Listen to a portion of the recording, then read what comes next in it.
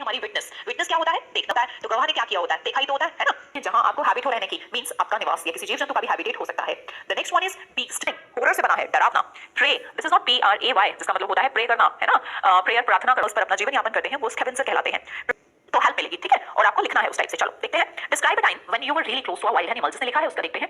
It was during my last summer vacation, writer शुरू कर रहा है। It was during my last summer vacation when I visited Jim Corbett National Park. It is situated in Nainital district of Uttarakhand. I was very excited to witness the flora and fauna of that region. When I reached there I was astonished for being in the midst of the dense forest. भाई कोई जो इंसान है, writer है, वो कह रहा है कि ये कब की बात है? ये मेरे पिछले समर वेकेशन की बात है, गर्मियों की छुट्टी की बात है। व्हेन आई विजिटेड, जब मैंने विजिट किया क्या? Gym Corbett National park. Gym Corbett National park आपको पता होना चाहिए, वैसे तो उत्तराखंड में है।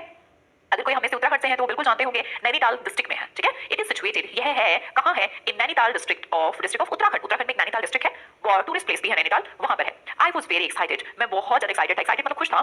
To witness the flora and fauna of the region, देखने के लिए क्या? उस जगह की वनस्पति, उस जगह के जानवरों को देखने के लिए। व्हेन आई रीच्ड देयर, जब मैं वहां पहुंचा, आई was astonished. What is the meaning of astonish? हैरान रह जाना, ठीक है? मैं हैरान रह गया for being in the midst of dense forest, कि मैं क्या हूं? एकदम घने जंगल के बीच में, ठीक है जी? अब वो एकदम घने जंगल के बीच में है, ओके।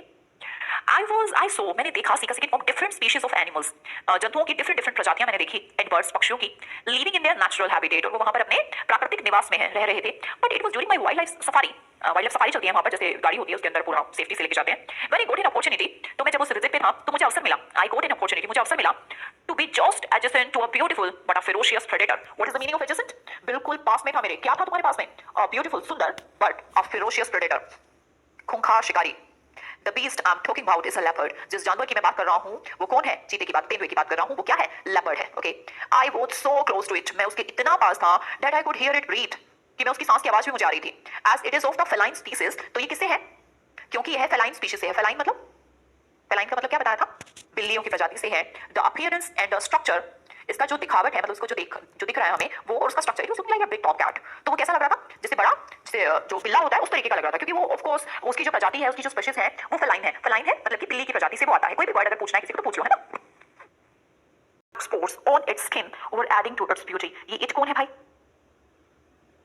लेपर्ड के लिए ये डिस्कशन चल रहा है कि उसके जो फर है वो ब्राउन कलर के और उसके ऊपर ब्लैक स्पॉट्स, उसकी स्किन पर वर एडिंग टू इट्स ब्यूटी। ये कह रहा है वो सुंदर लग रहा है। मैं सोच सोच के हैरान हूं, कैसे सुंदर बोल रहा है भाई।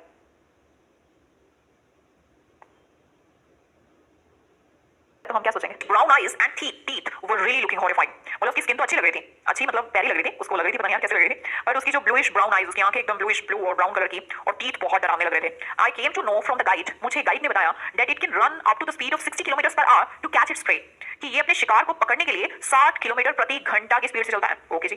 गैजल्स and antelopes are its main diet, but occasionally it also hunts monkeys. क्या कहा? गैजल्स का मतलब क्या, एंटेलोप्स का मतलब क्या, अभी हमने डिस्कस किया।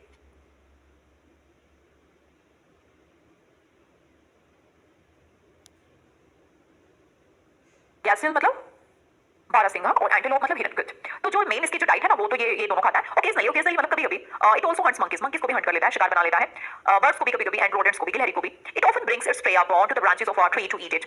जनरली ये शिकार कहां बनाता है? जब पेड़ पर ये लोग बैठे रहते हैं, पेड़ पर बैठे रहते हैं, रोडेंट है या मंकी है या एंटेलोप, एंटेलोप तो नहीं बैठते, गैसेस भी नहीं बैठते। तो जो मंकीज हैं, बर्ड्स हैं या रोडेंट्स हैं, जब पेड़ पर बैठे रहते हैं तो उस समय पर ये उनको शिकार बनाता है। It also protects its from their predator and scavenger. अब शिकार बनाने के बाद ऑफ कोर्स ये जो प्रेडेटर होते हैं, मींस जो ऐसे जो मान लो कि उसने शिकार बनाया और उस एनिमल को मारा है अपने लिए, और फिर उसको भी नहीं खाना, उसको बाद में खाना है, तो जो स्कैवेंजर होंगे, मोटाखोर, जो उसको ये खा भी सकते हैं बाद में, उनसे बचाता भी है। इट्स वेरी अजाइल, जैसे गिलहरी अजाइल होती है, तो ये लेपर्ड भी बहुत अजाइल है। एंड गुड स्विमर, अच्छा good swimmer, it's new for me. अच्छा तैरता भी है ये, okay. It's able to leap more than 20 feet, भैया 20 फीट की छलांग है इसकी, और आदमी बचने के लिए भागता है। इसकी एक छलांग 20 फीट की है। We can see this attractive animal in the wildlife sanctuaries and in the zoo. हम इसे कहां देखा जाता है? ये वैसे तो जनरली नहीं देखा जाता, हम इसे वाइल्ड लाइफ सेंचुरीज जो है बनाई गई है उनमें देख सकते हैं, जो है चिड़ियाघर है उनमें देख सकते हैं, and sometimes in the forest, कभी कभी जंगलों में भी। Also which is there natural habitat, जो जंगल है वो तो भैया इनका प्राकृतिक निवास है। आई एडमायर दिस एनिमल, मुझे एनिमल बहुत पसंद है बिकॉज ऑफ इट्स स्पीड, क्योंकि इसकी स्पीड बहुत अच्छी है, इसकी स्किल्स है, इसके अंदर स्ट्रेंथ है, स्टैमिना है। तो राइटर को तो भैया चार चीजें पसंद आई, इसकी speed, skills, strength and stamina, and also for the way it likes to live its life all alone. और लास्ट बात, ये पूरी जिंदगी अकेला रहता है, झुंड में नहीं रहता, तो ये बात भी काफी अट्रैक्टिव है, काफी अलग है ना?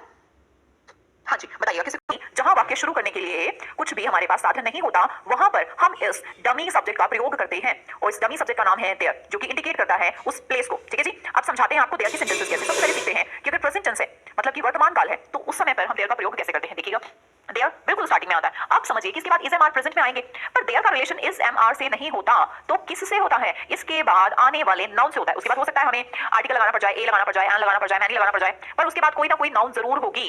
अगर वहां पर नाउन सिंगुलर है तो हम इसका प्रयोग करेंगे, अगर वहां पर नाउन प्लूरल है तो हम आर का प्रयोग करेंगे। Am I a bank is on corner. हो गया ना समझ से? Corner, a bank in corner, ये कैसा सेंटेंस हुआ? बैंक इन कॉर्नर, कोई वहां पर पुल है। चलो देयर से बनाइए और देयर से ही सेंटेंस की खूबसूरती है, मत बिगाड़िए उसको। नदी पर पुल है। पॉसिबिलिटी 1 मिनट में 60 सेकंड होते हैं, नई बात है ये तो सीखने की, है ना? पर देयर के साथ बोलना कैसे है ये आज हम सीखेंगे, कैसे कहें। अब आप बनाएंगे इसको ना, मैंने बहुत सारे सेंटेंस बना के दे दिए हैं। प्रोबेबिलिटी बोल सकते हैं, हम बिल्कुल बोल सकते हैं। पॉसिबिलिटी यूज करिए, प्रोबेबिलिटी यूज करिए, और स्टॉप टू यू कि डिपेंडेंसी किस पर है। इज और 60 के बाद क्या लगा है? सेकंड्स। सेकंड्स क्या है? प्लूरल। प्लूरल है तो सेकंड्स के अकॉर्डिंग इज और आर लगेगा। अभी तक आप पीछे किसी भी सेंटेंस में उठा के देख लीजिए,